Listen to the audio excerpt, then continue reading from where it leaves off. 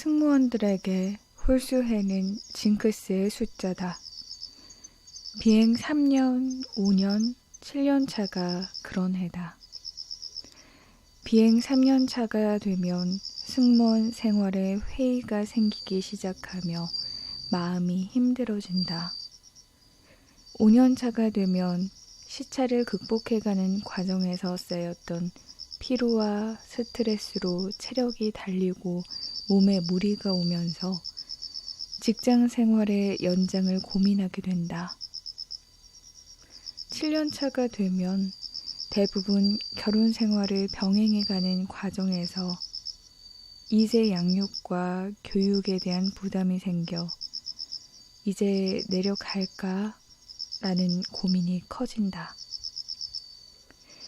결국 이만저만한 이유들로 새로운 선택의 기로에 서는 승무원들이 생겨난다. 나 역시 비행 5년 차의 첫 시련을 맞았다. 나와 후배들의 공통된 경험에 비추어 볼 때 대체로 세 부류의 승무원들로 나누어지는데 그 선택은 각각 다른 듯하다. 첫째는 사교적인 성향의 승무원들이다. 이들은 세계 각지를 여행하면서 친구들도 만나고 다른 문화에 대한 견문도 넓히며 세상을 바라보는 인식의 창도 성장시킨다. 진정 자신을 위해 시간을 활용할 줄 안다. 놀 줄도 알아 마음 맞는 친구들과 여행도 다니고 취미생활도 하고 스트레스도 풀면서 재충전의 시간을 만들어낸다. 성격이 호탕하고 대부분 술도 잘 마시지만 뒤끝도 깨끗하다. 내가 부러워했던 진정 유쾌한 친구들이다. 둘째는 승무원 생활 이후 경력 단절이 없는 삶을 위해 새로운 목표를 준비하는 친구들이다. 언젠가 지상으로 내려올 때를 대비하며 공부를 시작하는 이들이 그런 부류다. 그 선택과 목표가 교수직이든 사업이든 재취업이든 시간을 쪼개가며 노력한다. 휴가를 내는 등 본인의 시간을 활용하여 대학원에 진학하기도 하고 전문 학원을 다니며 두 번째 목표를 위해 공부를 한다. 나이가 들어 새로 시작하는 공부가 고독하고 어렵기도 하지만 지나고 보면 사회적으로 성공을 거둔 친구들이 대체로 여기에 속한다. 승무원들의 서비스 정신과 바른 태도가 환영받는 전문적인 분야가 많다. 승무원 학원도 그런 곳 중에 하나다. 이들이 거둔 성공과 보람된 인생 역정에는 젊은 날 자신의 시간을 투자하며 향학열을 불태운 힘겨운 시간들이 있었다. 나는 이들에게 찬사를 보낸다. 셋째는 승무원 생활을 모두 접고 집으로 돌아오는 친구들이다. 외국 항공사 승무원들 중에도 오랜 시간 외로움에 지친 친구들이 백홈을 선택하기도 한다. 젊은 날 그렇게 고향으로 돌아간 친구들은 세련된 용모에다 몸에 배인 매너와 배려 있는 행동으로 젊은 남자들의 선망의 대상이 된다. 그래서 대부분 결혼해서도 잘 살아간다. 가만히 생각해보면 나는 두 번째에 가까운 것 같다. 내가 근무를 하던 캐세이 퍼시픽 항공은 당시 1년에 4주간의 휴가를 줬는데 이 제도를 활용해 가족들과 달콤한 시간을 보낼 수 있었다.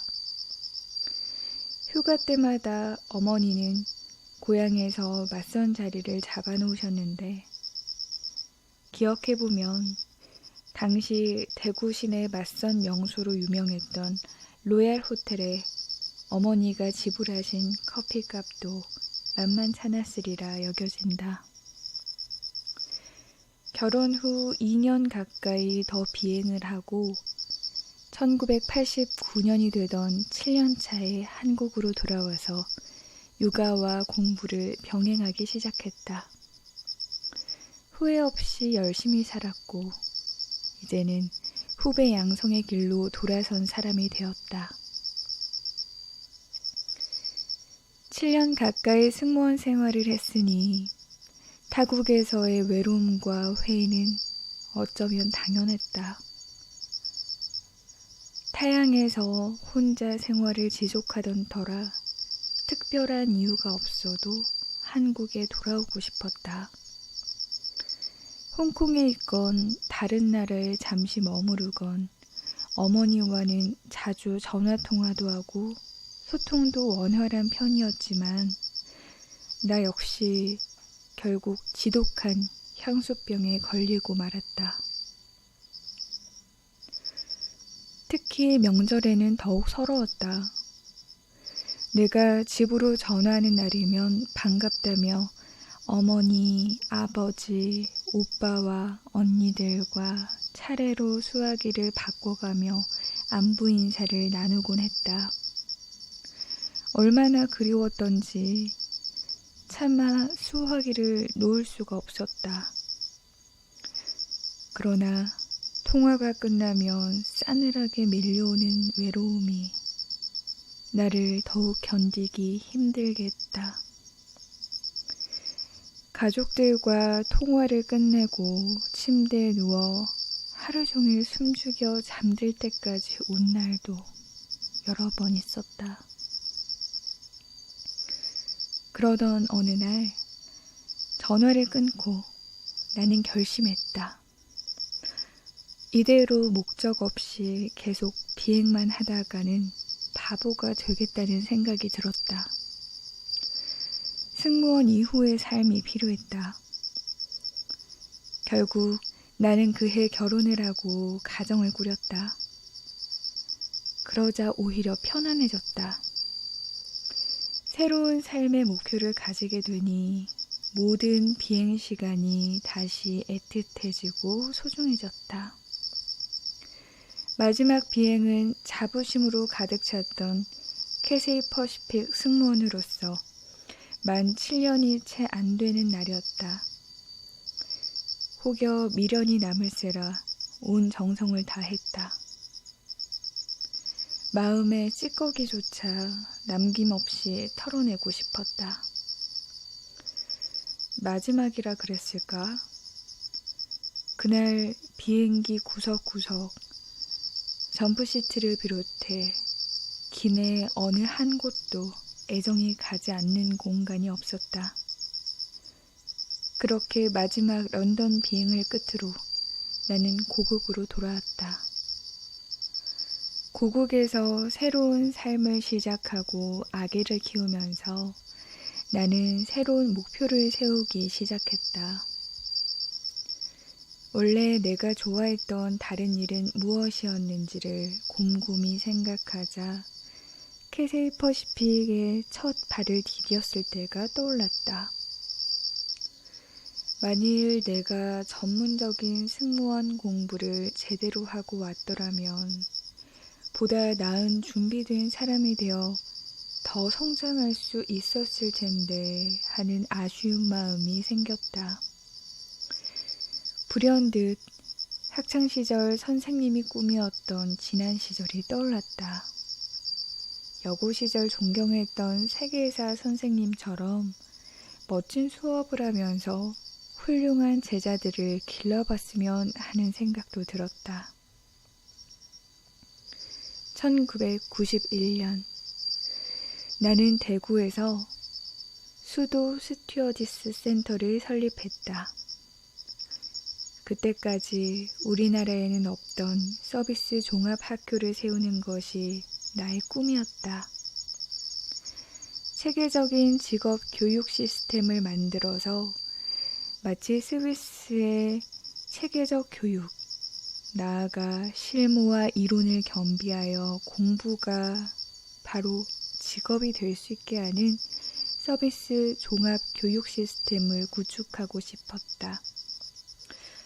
비록 사업 수완이 모자라고 방법조차 몰라 그 꿈을 완수하지 못하고 지금 승무원 양성 교육을 하는 아카데미에 머물러 있지만 아직도 나는 그 꿈을 가지고 있다.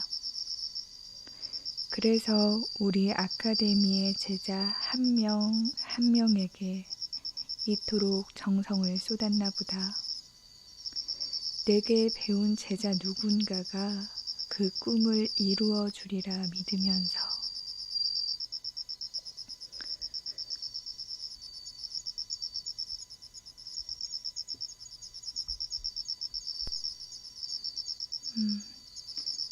오늘은 공무원 말고 승무원이 되어라 라는 책을 읽어드렸습니다.